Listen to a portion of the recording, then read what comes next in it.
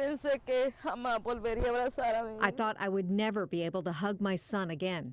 The thought of never seeing her son again went through her mind constantly as she sat in the passenger seat of this Toyota Corolla, trapped by a man she says she was just trying to help. This is the man police say carjacked her co-worker's car and took her with him, 35-year-old Matthew Bennett. No puedo olvidar esa cara, o sea que ese I hombre. can't forget that face. It was like a face you would see in horror movies. She says Bennett was bleeding profusely, and over the course of the kidnapping, he would wipe his blood on her. These photos show how it got all over her body. Entonces lo agarró así.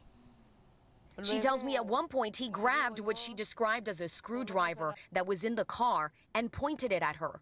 Y me repujaba para que me He caiga. even tried to push me out of the moving car, she tells me. Bennett was arrested in St. Johns County after the sheriff's office says he later carjacked a deputy's unmarked SUV. Sky Action News Jax shows the aftermath of a pit maneuver that helped put a stop to the crime spree. This woman tells me every time she tries to sleep, she relives this ordeal. Una pesadilla que pues jamás. A nightmare that I could never imagine because you only see this happen in movies. No en la vida real.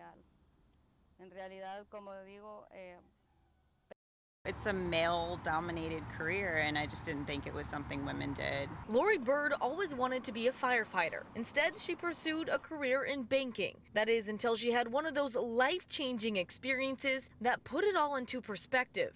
A woman had crashed into a retention pond with her kid in the back seat. I just assumed that they would swim to the edge. You know, it wasn't that far, and they just went under and didn't come back. Instead of calling for help, she jumped in to try and save them. The woman was face down, so I immediately grabbed her and took her to the side. Both survived. Bird, their hero. I think the main thing that changed my mind there was that some of the firefighters that responded, there was a woman, and I was just like, why? You know, why did I ever care about that? And after first responders saved her dad's life when he suffered a stroke, it was a done deal. At 33, Bird followed her childhood dream and became a firefighter. Life is too short to not do something that you love and really enjoy. Now Bird smiles proudly on the cover of Good Housekeeping magazine. It's a huge deal. Not only am I representing first responders, but I think just a new class of first responders, you know, being a woman.